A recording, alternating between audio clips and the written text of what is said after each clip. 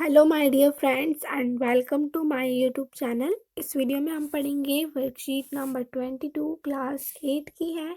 Subject है सामाजिक विज्ञान और डेट है हमारे पास 14 दिसंबर 2020। सबसे पहले आप इसे अच्छे से लेबल कर लेंगे, अपना नाम डालेंगे, अपनी क्लास टीचर का नाम डालेंगे और फिर वर्कशीट को स्टार्ट करेंगे। आज हम चैप्टर नंबर 5 पढ़ेंगे, जब जनता बगावत करती है। उसी को हम कंटिन्यू करेंगे।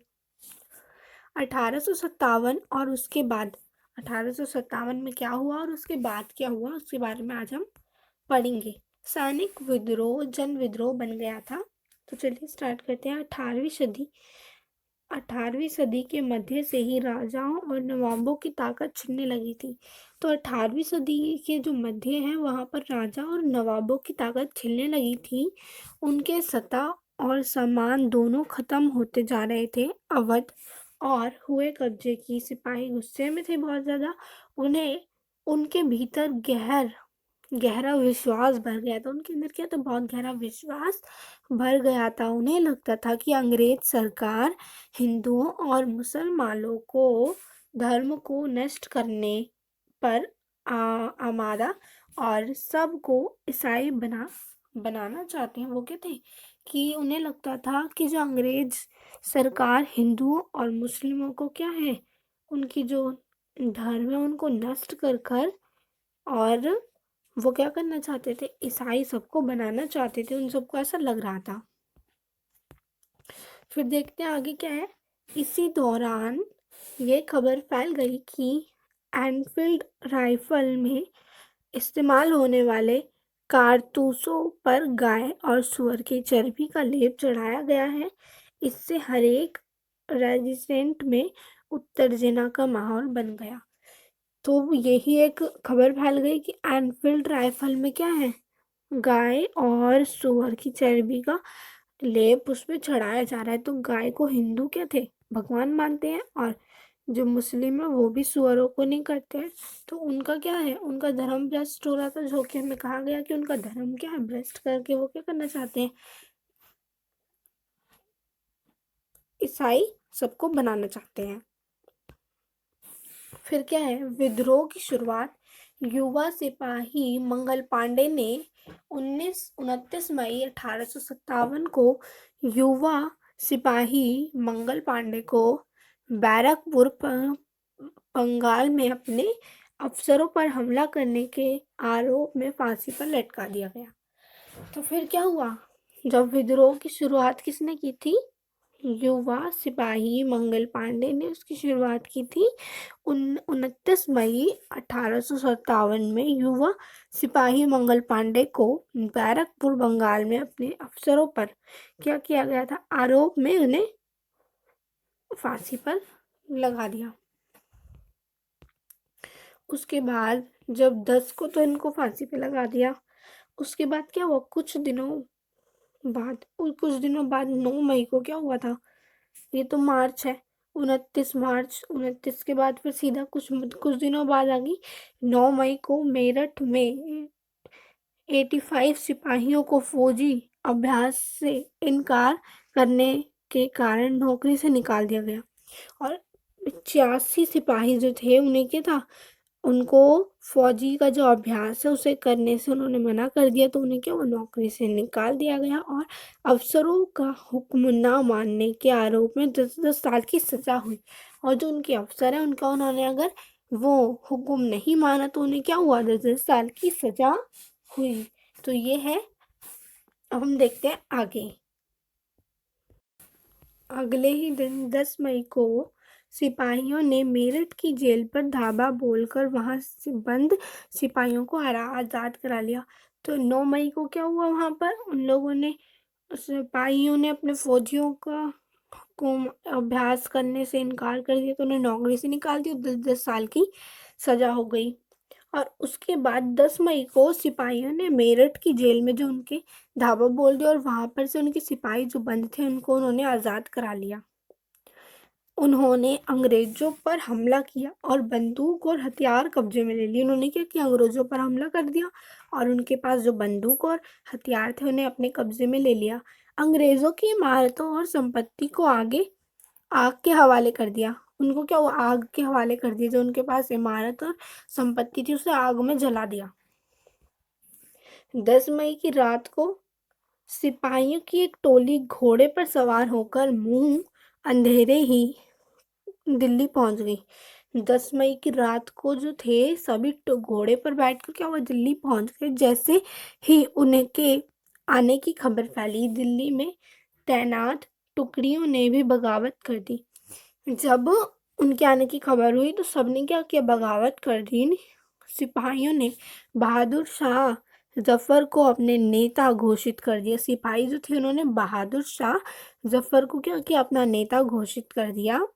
बादशाह को सिपाहियों की ये मांग माननी पड़ी। बादशाह जो थे उन्हें क्या हुआ, सिपाहियों की जो मांग थी उन्हें ये माननी पड़ी। उन्हें देश भर के मुखियाओं और शासकों को चिट्ठी लिखकर अंग्रेजों से लड़ने के लिए भारतीय राज्यों का एक संघ बनाने का आह्वान किया। तो उन्होंने क्या किया, सबको चिट्ठी भेजी और बोला कि भारतीय राज्यों का एक संघ बनाया उन्होंने अंग्रेजों से लड़ने के लिए। बहादुर शाह ने इस एकमात्र कदम के गहरे परिणाम सामने आए। तो बादशाह के इस गहरे कदम के जो परिणाम थे वो सामने आए। इस समर्थन से छोटे शासकों और रजवाड़ों को ये गल लगता था कि अगर मुगल बादशाह दोबारा शासन स्थापित कर लें तो वे दोबारा इलाकों पर बेफिक्र होकर चलाने लगेंगे। तो उन्हें क्या लगता था कि वो अगर दोबारा से स्थापित कर लेंगे अपना शासन, मुगल बादशाह दोबारा से अपना शासन स्थापित कर लेंगे तो वो बेफिक्र होकर दोबारा से अपना शासन चलाने लगेंगे। बगावत फैलने लगी। फिर क्या हुआ, जो बगावत है वो फैलने लगी। अंग्रेजों को इन घटनाओं की उम्मीद नहीं थी। अंग्रेज जो थे उन्हें इन घटनाओं की क्या थी, उम्मीद नहीं थी। उन्हें लगता था कि कारतूसों के मुद्दे पर पैदा हुई उथल पुथल कुछ समय में शांत हो जाएगी। उन्हें क्या लगा था, जो कारतूस थे उनकी जो उथल पुथल मची हुई थी वो भी क्या है, शांत हो जाएगी। लेकिन बादशाह के समर्थन के बाद स्थिति रातों रात बदल गई। जब बादशाह ने समर्थन किया तो स्थिति क्या थी, रातों रात बदल गई।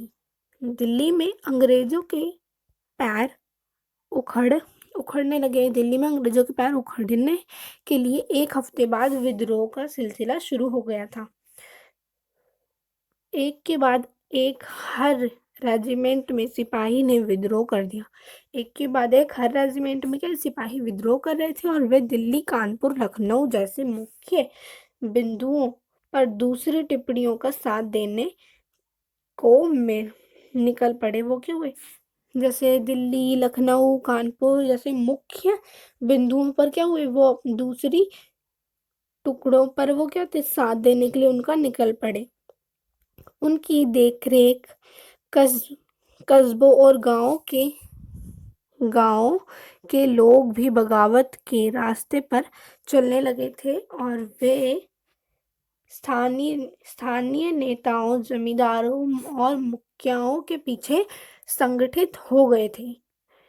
वे लोग अपनी सत्ता स्थापित करने लगे। वो क्या, अपनी सत्ता को स्थापित करने लगे और अंग्रेजों से लोहा लेने को तैयार थे। वो क्या थे, अंग्रेजों से लोहा लेने को तैयार थे। कानपुर से स्वगृह पेशवा बाजीराव के दक्कत पुत्र नाना साहिब ने ब्रिटिश सैनिकों को शहर में खड़ेद दिया। उन्हें क्या, शहर में से खड़ेद दिया। लखनऊ से नवाब वाजिद अली शाह ने बेटे बिरसिज कद्र को नया नवाब घोषित कर दिया। तो लखनऊ में नवाब वाजिद अली शाह के बेटे रिफाज अली कद्र को क्या हुआ, नवाब घोषित कर दिया गया। उनकी मां बेगम हजरत महल ने अंग्रेजों के खिलाफ विद्रोह को बढ़ावा देने में बढ़ चढ़कर हिस्सा लिया। उन्होंने क्या, अंग्रेजों के खिलाफ उन्होंने विद्रोह में बढ़ चढ़कर हिस्सा लिया। झांसी में रानी लक्ष्मीबाई ने नाना साहब के सेनापति तात्या टोपे के साथ मिलकर अंग्रेजों को भारी चुनौती दी। उन्होंने क्या दी, नाना साहब रानी लक्ष्मीबाई ने नाना साहिब है उनके सेनापति तात्या टोपे के साथ मिलकर अंग्रेजों को भारी चुनौती दी। ठीक है। उन्होंने मध्य प्रदेश में मांडला क्षेत्र में राजगढ़ की रानी अवंतीबाई लोधी ने 4,000 सैनिकों की फौज तैयार की। जो मध्य प्रदेश है वहां पर मांडला क्षेत्र में राजगढ़ की जो रानी है अवंतीबाई लोधी, उन्होंने 4,000 लोगों की सेना तैयार की और अंग्रेजों के खिलाफ उनका नेतृत्व किया। अंग्रेजों के खिलाफ उन्हें खड़ा किया क्योंकि ब्रिटिश शासक ने उनके राज्य के प्रशासक पर नियंत्रण कर लिया था, क्योंकि जो ब्रिटिश शासन थे उनके उनके राज्य पर उन्होंने प्रशासन पर नियंत्रण कर लिया था। बरेली के सिपाही बखत खान ने लड़ाकों की एक विशाल टुकड़ी के साथ दिल्ली और कूच कर दिया। वह इस बगावत में एक मुख्य व्यक्ति साबित हुए थे। बिहार के एक पुराने जमींदार कुंवर सिंह ने भी विद्रोह सिपाही का साथ दिया। जो बिहार के एक पुराने जमींदार है कुंवर सिंह, उन्होंने क्या किया, विद्रोह सिपाहियों का साथ दिया विद्रोह में, और महीनों तक अंग्रेजों से लड़ाई लड़ी। और उन महीनों तक क्या थी, अंग्रेजों से लड़ाई करी। तमाम इलाकों के नेता और लड़ाके इस युद्ध में हिस्सा ले रहे थे। तमाम इलाकों के क्या थे, नेता लड़ाके इस युद्ध में हिस्सा ले रहे थे। तो ये थी आज की हमारी वर्कशीट। अब हम करते हैं क्वेश्चन आंसर। क्वेश्चन नंबर 1, सन 1857 के विद्रोह के कारण क्या थे। जो सन 57 में क्या हुआ, 1857 में विद्रोह हुआ, उसको कारण क्या था। विद्रोह के प्रमुख स्थलों और उनसे संबंधित नेताओं के नाम लिखिए। तो चलिए करते हैं इसका आंसर। तो ये है हमारा आंसर नंबर 1। 1857 के विद्रोह के प्रमुख कारण ब्रिटिश सरकार की गोद निषेध प्रथा व हड़प नीति थी। ठीक है। 1857 के विद्रोह के प्रमुख स्थल और उनसे संबंधित इन नेताओं के नाम इस प्रकार हैं। देखिए सारे नेताओं के नाम हैं। रानी लक्ष्मीबाई झांसी, मंगल पांडे फैजाबाद, बहादुर शाह जफर दिल्ली, बाबू कुंवर सिंह बिहार, तात्या टोपे ग्वालियर, नाना साहिब पेशवा कानपुर। तो ये है आपका आंसर नंबर ये है आपका आंसर नंबर 1। फिर है आपका क्वेश्चन नंबर 2, मुगल सम्राट के विद्रोह का समर्थन करने के लिए क्यों तैयार हो गए। सोच कर लिखिए, तो क्यों तैयार हो गए थे। तो चलिए करते हैं इसका आंसर। तो ये है आपका आंसर नंबर 2। अपने राज्य को अंग्रेजों के नियंत्रण से बचाने के लिए मुगल सम्राट विद्रोहियों का समर्थन करने के लिए तैयार हो गए थे। ठीक है। तो ये है आपका आंसर नंबर 2। ये है हमारा क्वेश्चन नंबर 3, बहादुर शाह जफर के समर्थन से सैनिकों को किस तरह बल मिला। तो चलिए करते हैं इसका आंसर हम। ये है हमारा आंसर नंबर 3, बहादुर शाह जफर के समर्थन से छोटे शासक और रजवाड़ों को ये लगता था कि अगर मुगल शासक दोबारा शासन स्थापित कर ले तो वे दोबारा अपने इलाकों पर बेफिक्र होकर राज कर सकते हैं। तो ये है आपका आंसर नंबर 3। अब हम करते हैं क्वेश्चन नंबर 4। तो ये है हमारा क्वेश्चन नंबर 4। कल्पना कीजिए कि आप कंपनी की सेना में सिपाही हैं। विद्रोह के बारे में विचार दीजिए। तो चलिए करते हैं इसका आंसर हम। तो ये है हमारा आंसर नंबर 4। अगर मैं कंपनी की सेना में सिपाही होती तो मैं भी विद्रोह में भाग लेती और स्वतंत्र संग्राम में अपने देश के नेताओं का साथ देती और अपने देश को गुलामी की बेड़ियों से छुड़ाने का पूरा प्रयत्न करती। ये है हमारा आंसर नंबर 4। आज की हमारी वर्कशीट यहीं पर ख़त्म होती है। अगर आपको हमारी वीडियो पसंद आई तो प्लीज़ लाइक करें, अपने दोस्तों के साथ शेयर करें, हमारे चैनल को सब्सक्राइब करें ताकि आपको हमारी आने वाली वीडियोस की नोटिफिकेशन मिलती रहे। Thank you for watching.